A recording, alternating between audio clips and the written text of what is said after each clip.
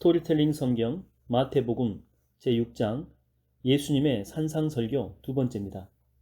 소제목입니다. 자선에 관한 가르침. 오늘날 갈릴리 호수 부근에 위치한 하틴산이라고 여겨지는 곳. 그곳 야트막한 산 중턱의 평편한 곳에서 베풀어진 예수님의 위대한 가르침, 이른바 산상수는 계속 이어지게 됩니다. 이번에는 자선에 관한 가르침입니다. 여러분, 남들에게 보이려고 선행을 베풀어서는 안 됩니다. 그렇게 하면 하늘에 계신 아버지께 아무런 상도 받을 수 없습니다. 가난한 사람에게 자선을 베풀 때는 위선자들처럼 하지 마십시오. 위선자들은 회당과 거리에서 나팔을 불면서 자신들의 자선 행위를 크게 자랑합니다. 내가 진정으로 여러분에게 말합니다. 그런 사람들은 자기가 받을 상을 이미 다 받았습니다. 자선과 선행에는 하나님의 상급이 뒤따른 것을 알 수 있는데, 하나님의 상급은 땅 위에서 보상받지 않은 자선이나 선행에 대해서만 이루어진다는 사실 또한 알 수가 있습니다. 따라서 자기 선행을 널리 자랑함으로써 자기 명성이나 영광을 위해서 자선을 베푼 사람들은 자기가 받을 상을 땅에서 이미 다 받았다고 가르치고 계십니다. 여기서 이미 받았다라고 하는 말은 상거래를 할 때의 용어인데, 지불이 완료되어서 영수증을 끄는 상태임을 가리키는 말입니다. 그래서 예수님은 이 땅에서 잠시 동안 받는 썩어질 상급 말고 하늘의 하나님께 받는 영원한 상급을 위해서는 어떻게 해야 할 것인지를 알려주고 계십니다. 그러므로 타인에게 친절을 베풀고 선을 행할 때는 남의 눈에 띄지 않도록 하십시오. 심지어 오른손이 하는 일을 왼손조차도 모르게끔 하십시오. 그렇게 해서 자선 행위를 아무도 모르게 고이 숨겨두십시오. 그리하면 남모르게 숨어서 모든 것을 지켜보고 계시는 여러분의 아버지, 곧 하늘 아버지께서 여러분에게 모두 다 갚아주실 것입니다. 자선이나 선행을 할 때에 하늘에 계신 하나님께 상급을 받는 비결, 그것은 아무도 모르게 은밀하게 행하는 것입니다. 심지어 자기 자신조차도 알지 못할 정도로 몰래 행하는 것이죠. 그렇다면 우리는 다른 사람들이 우리의 자선이나 선행을 절대로 알게 해서는 안 되는 것입니까? 만일 타인이 알게 되면 하늘의 상급은 사라지는 것입니까? 그것은 전적으로 우리의 마음속에 동기에 달려 있습니다. 좋은 평판과 영예를 얻기 위해서나 칭찬을 듣고 상을 받기 위한 잘못된 동기로 자선을 베풀고 선행을 하는 것은 아무런 하늘 상급이 없습니다. 예수님은 우리의 선행이 다른 사람들에게 자신을 드러내기 위해서가 아니라 오직 우리의 선행을 통해서 그들이 하나님께 영광을 돌리도록 하기 위하여 이루어져야 된다라고 가르치고 계시는 것입니다. 소제목입니다. 기도에 관한 가르침. 유대인들의 신앙생활에 있어 반드시 지켜야 하는 세 가지 의무사항이 있습니다. 그거는 구제, 기도, 금식기도입니다. 이제 예수님은 구제에 이어서 기도에 대해서 가르치십니다. 여러분이 기도할 때는 경건한 척하는 위선자들처럼 하지 마십시오. 그들은 남들에게 보이고 싶어 큰 길이나 회당에서 기도하기를 무척 좋아합니다. 내가 진정으로 여러분에게 말합니다. 그들은 이미 자기가 받을 상을 다 받았습니다. 유대인들은 때에 맞춰 하루 3차례의 기도 시간을 가졌습니다. 그런데 그 시간에 외출 중인 사람들은 다른 데서도 그 기도 시간을 지켰습니다. 이러한 유대인들의 열성적인 기도 생활은 후대로 갈수록 형식주의로 치우쳤는데, 그래서 예수님 당시의 바리새인들과 서기관들은 자신의 신실한 기도 생활을 남들에게 과시하려고 기도 시간에 맞춰 일부러 사람들이 많이 모이는 큰 길이나 회당으로 나가곤 했습니다. 예수님은 이를 지적하신 것입니다. 그러므로 여러분은 혼자 골방에 들어가서 문을 꼭 닫고 하늘의 아버지께 기도하십시오. 그리하면 숨어서 다 지켜보시는 여러분의 아버지께서 그 기도에 응답해 주실 것입니다. 또 기도할 때는 이방 사람들처럼 빈말을 계속해서 되풀이하지 마십시오. 그들은 자꾸 되풀이해야만 기도의 응답을 받을 줄로 잘못 생각하고 있습니다. 여러분은 그들을 본받지 마십시오. 여러분의 하늘 아버지께서는 여러분이 구하기 전에 여러분에게 무엇이 필요한지 이미 다 알고 계십니다. 올바르고 참된 기도의 두 가지 원칙이 나타나 있습니다. 하나는 다른 사람을 의식하지 않고 전적으로 하나님만을 상대하여 기도하는 것입니다. 이런 기도는 큰 길이나 회당이 아니라 대부분 골방에서 이루어지는 법입니다. 또 하나는 횡설수설하거나 중언부언하지 않고 기도의 내용을 분명하고 확실하게 아려는 것입니다. 그러니까 기도를 얼마나 오래 했는지 그 기도 시간의 길이가 중요한 게 아니고 얼마나 진심을 다해 마음속의 간구를 허심탄회하게 아뢰었는지 그 기도의 내용이 중요한 것입니다. 그러므로 여러분은 이렇게 기도하십시오. 이제 예수님은 올바르고 참된 기도의 본을 알려주십니다. 이는 주께서 친히 가르치신 기도로서 이른바 주기도문입니다. 믿는 자들에게 친숙하고 익숙한 이 주기도문을 다시금 찬찬히 살펴봅시다. 주기도문은 첫 번째 서원, 두 번째 하나님께 관한 기도, 세 번째 사람에 관한 기도, 네 번째 결혼, 이렇게 네 부분으로 이루어져 있습니다. 먼저 서원은 하나님의 성호를 부름으로써 시작이 됩니다. 서원, 하늘에 계신 우리 아버지. 구약에서는 나타나지 않는 하나님에 대한 호칭으로 이 땅에 오신 하나님의 아들 메시아 예수로 말미암아 하나님과 그분의 백성 간에 새롭게 맺어진 인격적인 관계를 나타냅니다. 여기서 또 주목해야 할 것은 주기도문에서는 계속해서 개인적으로서의 나가 아니라 공동체로서의 우리란 표현이 사용되고 있다는 점입니다. 이는 주의 백성들이 신앙 공동체임을 말해주고 있죠. 이어 주기도문의 두 번째 부분은 하나님께 관한 기도입니다. 다시 한번 들어봅시다. 하나님께 관한 기도. 아버지의 이름이 거룩히 여김을 받게 하시고 아버지의 나라가 임하게 하시며 아버지의 뜻이 하늘에서 이룬 것 같이 땅에서도 이루어지게 하소서. 하나님께 관한 기도는 세 가지의 간구로 구성되어 있습니다. 첫 번째 간구는 하나님의 이름이 거룩히 여김을 받는 것, 곧 그분의 거룩하신 이름이 찬양받고 영광받기를 구하는 내용입니다. 이는 하나님께 지음받은 모든 인생들의 제일 되는 목적이기도 합니다. 두 번째 간구는 아버지의 나라가 속히 임하기를 구하는 내용입니다. 아버지의 나라는 하나님께서 다스리는 나라로서 곧 천국을 가리킵니다. 그런 천국의 영광, 아름다움, 질서, 공의, 평화 등이 사람들이 살아가는 이 세상에도 속히 실현되기를 구하는 내용입니다. 세 번째 간구는 두 번째 간구를 부연 설명하는 것입니다. 천국에서는 이미 실현되고 있는 하나님의 다스림과 기쁘신 뜻이 구체적으로 실현되어야 할 또 다른 장소를 보여줍니다. 그곳은 땅입니다. 여기서 땅은 인류의 역사와 우주 만물을 비롯한 피조세계 전부를 일컫습니다. 따라서 이 일을 이루기 위해서 성도는 땅끝까지 십자가 복음을 전파해야 됩니다. 계속해서 주기도문의 세 번째 부분은 사람에 관한 기도입니다. 사람에 관한 기도. 오늘 우리에게 꼭 필요한 날마다의 양식을 주시고 우리가 우리에게 죄 지은 자를 용서한 것처럼 우리의 죄 또한 용서하소서.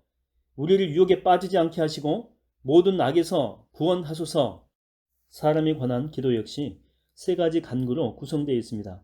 첫 번째 간구는 육신을 가진 인간으로서 하루하루 생명을 유지하는데 꼭 필요한 일용할 양식의 공급을 구하는 것입니다.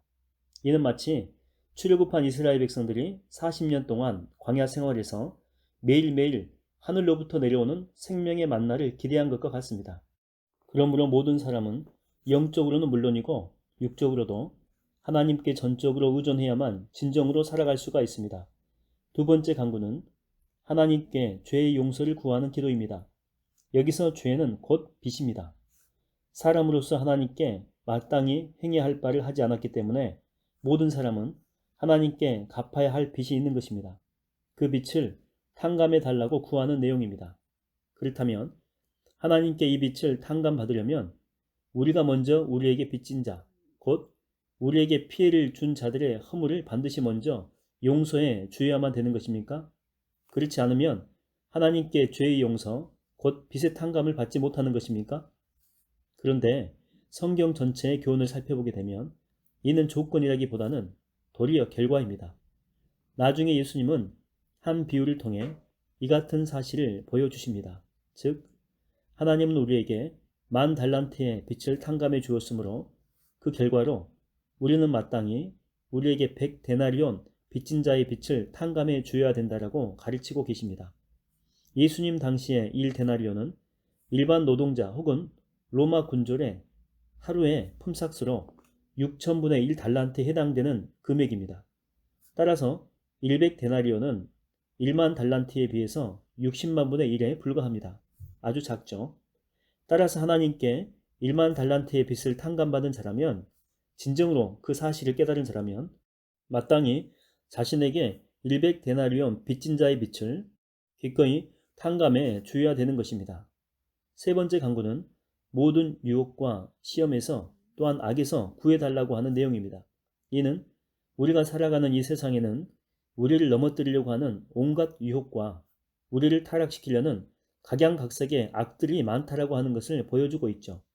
따라서 하나님의 인도와 보호를 받지 못하면 모든 사람은 유혹의 덫에 자주 걸려들고 악의 함정에 빠지기 십상입니다. 그러므로 우리는 선함과 진리 가운데를 인도하시는 성령님의 도우심을 매일 매순간 구해야 합니다. 결론. 나라와 권세와 영광이 영원토록 아버지의 것입니다. 아멘.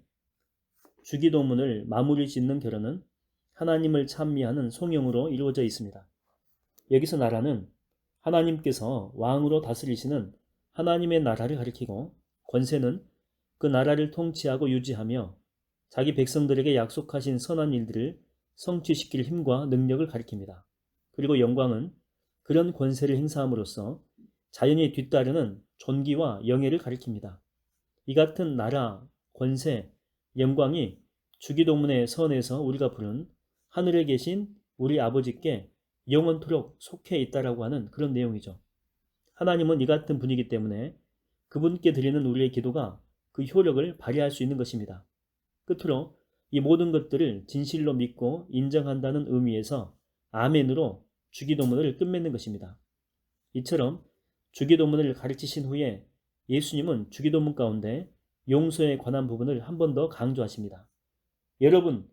여러분이 이처럼 여러분에게 죄 지은 사람을 용서하면 하늘에 계신 여러분의 아버지께서도 여러분의 죄를 용서하실 것입니다. 그러나 여러분이 남을 용서해 주지 않으면 여러분의 하늘 아버지께서도 여러분의 죄를 용서해 주지 않으실 것입니다. 우리에게 죄 지은 자의 죄를 용서하는 일, 곧 우리에게 빚진 자의 빚을 탕감해 주는 일은 결코 쉬운 일이 아닙니다. 그러나 우리가 하나님께 지은 죄를 이미 용서받은 일, 곧 하나님께 이미 탕감받은 우리의 빚 1만 달란트, 하루 일당을 10만 원으로 계산하게 된다면 대략 한 600억 정도가 됩니다. 그러니까 1만 달란트를 생각한다면 우리에게 100데나리온 빚진 자, 여기서 100데나리온은 대략 한 1000만 원 정도 됩니다. 작진 않지만 아까 봤던 1만 달란트에 비하면 아주 작은 액수죠. 우리가 큰 빚을 탕감받았기 때문에 이 정도의 빚이야 즐거운 마음으로 얼마든지 탕감해 줄 수 있다고 하는 것이죠. 그렇지만 자신이 이미 탕감받은 1만 달란트를 전혀 생각하지 않는다면 그 자는 100데나리온을 결코 포기하지 못할 것입니다. 그렇게 되면 하나님은 그 자에 대해서 아주 괘씸하게 생각하고 다시 1만 달란트를 요구하실 것입니다. 그러니 우리는 우리에게 죄 지은 이웃을 기꺼이 용서하고 탕감해 줘야 됩니다. 소제목입니다. 금식에 관한 가르침. 이제 예수님은 유대인들의 세 가지 신앙생활, 구제, 기도, 이 금식 가운데 마지막 금식에 대해서 가르치십니다. 이 같은 가르침은 다분히 당시 유대인들의 종교 지도자로 활동했던 바리새인들, 사두개인들, 서기관들, 율법교사죠. 이들을 염두에 두신 가르침입니다. 그런 종교 지도자들의 위선적인 금식 생활을 꾸짖는 가르침입니다. 여러분이 금식할 때는 위선자들처럼 침통한 표정을 짓지 마십시오. 그런 사람들은 자신이 금식하고 있다는 것을 남에게 보이려고 일부러 슬픈 표정을 짓고 다닙니다. 내가 진정으로 말합니다. 그들은 이미 자기가 받을 상을 다 받았습니다. 위선자는 말하자면 가면을 쓰고 연극하는 배우를 가리킵니다. 자신의 진실한 면모를 보여주는 것이 아니고 가면을 쓴 채 마치 다른 사람인 것처럼 연기하는 자를 말합니다. 그런 자들은 자신의 연기에 속아 넘어가는 세상 사람들에게 칭찬과 존경을 받겠지만, 즉 조만간 썩어질 세상 상급이야 받겠지만 사람의 심령을 훤히 들여다보시는 하나님을 절대로 속일 수는 없습니다. 그래서 예수님은 위선자의 그릇된 금식이 아니라 하나님께 인정받는 진실한 금식에 대해서 가르치십니다. 여러분이 금식할 때는 얼굴을 깨끗이 씻고 머리에 기름을 바르고 좋은 옷을 입으십시오. 그리하여 보이지 않는 데 계시는 여러분의 하늘 아버지 외에는 아무도 알지 못하게 하십시오. 그리하면 은밀한 가운데 모든 것을 보시는 하늘 아버지께서 여러분에게 다 갚아주실 것입니다. 구제는 자신의 왼손이 하는 것을 오른손조차도 모르게, 기도는 은밀한 골방에서 오직 하나님을 향해서만, 그리고 금식은 누구도 눈치채지 못하도록 마치 금식하지 않은 사람처럼 몸치장을 깨끗하고 또 단정하게 하라고 하는 것입니다. 이 모든 가르침의 요점은 바로 이것입니다. 구제, 기도, 금식 등 신앙생활을 할 때에 사람을 의식해서 겉모습을 꾸며서는 안 되고 오직 하나님을 의식해서 속마음을 올바로 갖추어야 된다고 하는 것입니다. 그러니까 외면이 아니라 내면, 위선이나 외식이 아니라 진실함과 참됨, 사람이 아니라 하나님인 것입니다. 소제목입니다. 재물에 관한 가르침. 산들바람이 기분 좋게 불어오는 갈릴리 지역의 어느 야트막한 산 중턱. 지금껏 들어보지 못한 예수님의 놀랍고도 획기적인 가르침에 사람들은 시간 가는 줄 모르고 흠뻑 빠져들고 있습니다. 예수님도 무리들의 그런 모습에 고무된 듯 피곤함을 잊은 채 열정적으로 복음을 증가하십니다. 이번에는 재물에 관한 가르침입니다. 여러분은 땅 위에 재물을 쌓아두지 마십시오. 이 땅에서는 좀이 뭐가 없어지거나 도둑을 맞기 쉽습니다. 여러분의 재물을 하늘에 쌓아두십시오. 거기엔 좀이 먹거나 녹이 쓸어 못 쓰게 되는 일이 없고 도둑이 훔쳐갈 염려도 전혀 없습니다. 여러분의 재물이 있는 그곳에 여러분의 마음도 역시 있습니다. 재물을 하늘에 쌓아두라고 하는 말은 하늘에 계신 하나님의 기쁘신 뜻에 합당하게 이 재물을 선하고 의로운 데 사용하려고 하는 말씀입니다. 그렇게 하면 하나님께서 그 재물을 기억하고 몇십 배, 몇백 배로 충분히 갚아주신다라고 하는 말씀이죠. 우리의 마음이 땅으로 향해 있다면 땅 위에다가 재물을 쌓아둘 것이지만 그 마음이 하늘로 향해 있다면 하늘에다 재물을 쌓아둘 것입니다. 재물이 있는 곳에 마음이 있고 마음이 있는 곳에 재물이 있기 때문이죠. 재물에 관한 예수님의 가르침은 계속됩니다. 눈은 몸의 등불입니다. 여러분의 눈이 좋으면 여러분의 온몸이 밝을 것이고 여러분의 눈이 나쁘면 여러분은 어둠 속에서 헤맬 것입니다. 그 어둠을 어찌 다 이루 말할 수 있겠습니까? 예수님 당시의 사람들은 눈이 창문과 같아서 눈을 통해서 빛이 몸 안으로 들어온다고 생각했습니다. 따라서 눈을 통해 들어온 빛에 따라 몸이 제갈 길을 찾는다는 점에서 눈은 몸의 등불이 되는 것입니다.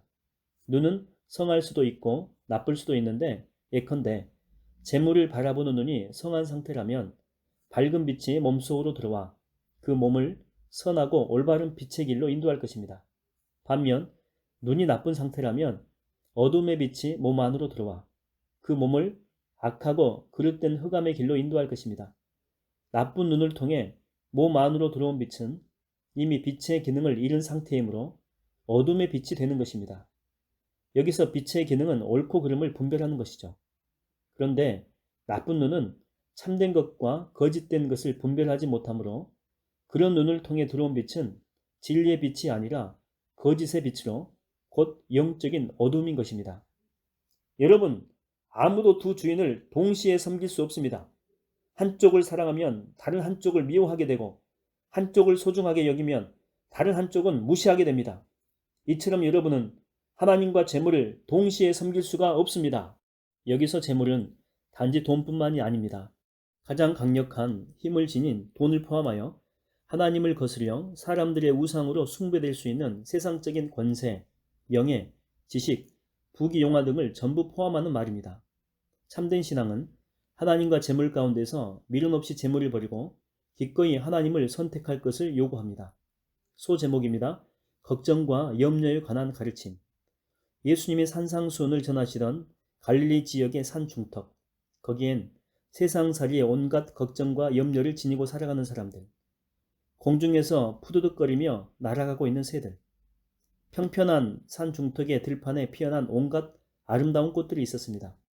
그런 무대 배경 위에서 예수님은 무리를 향해 걱정과 염려에 대해서 가르치십니다. 내가 진정으로 여러분에게 말합니다. 여러분은 먹을 것, 마실 것, 입을 것에 대해서 염려하지 마십시오. 생명이 음식보다 더욱 소중하지 않습니까?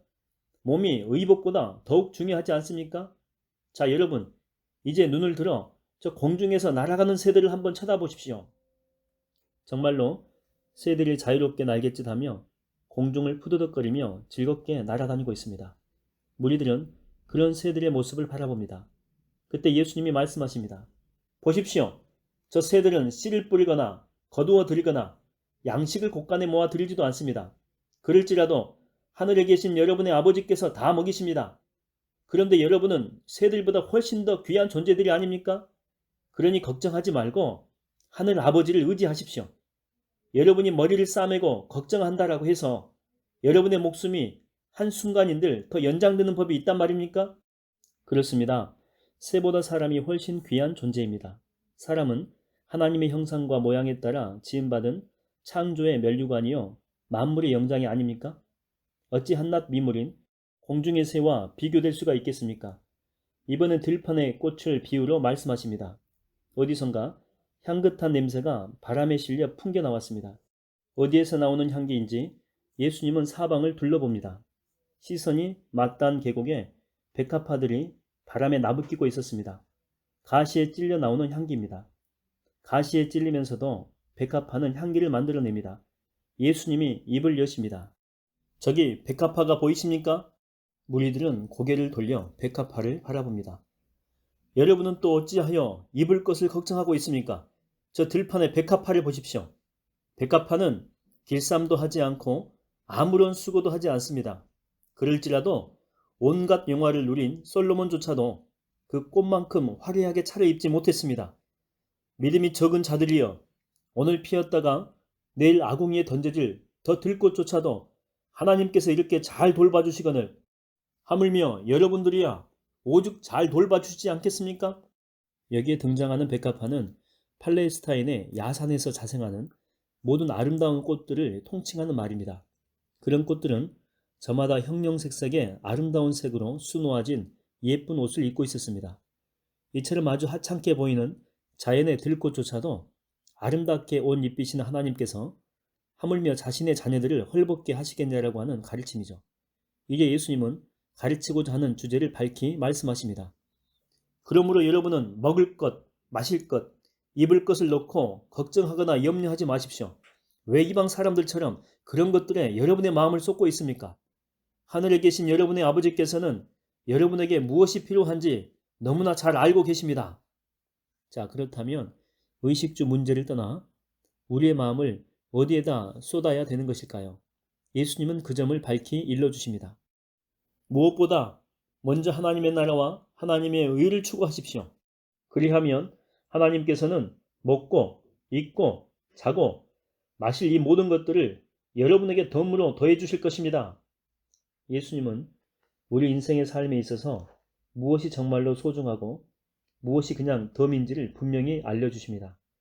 사람이 무엇보다 먼저 추구해야 하는 가장 소중한 것, 그것은 하나님의 나라와 그분의 의를 추구하는 것입니다.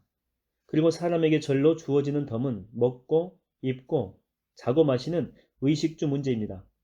하나님의 나라와 그분의 의를 추구하는 것, 그것은 지금 예수님이 전하시는 복음의 말씀을 마음에 받아들이고 그 말씀대로 실천하여 이 땅에 하나님의 왕국을 건설하고 점차 확장해 감으로써 하나님의 의로운 통치가 실현되게 하는 것을 말합니다.